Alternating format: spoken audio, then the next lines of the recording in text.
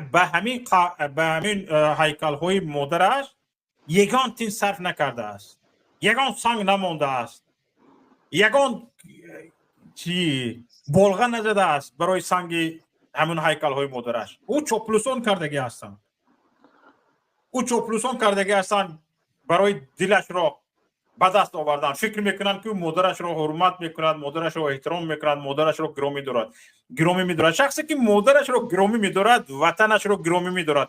شخصی که وطنش را گرامی میدارد 33 سال در قبضه خود حکومت را داشته نمی ایستد.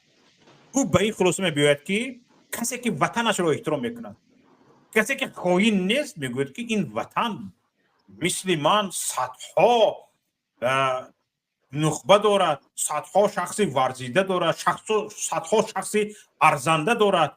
اگر مثل من و بهتر از من، 10 برابر من بهتر از من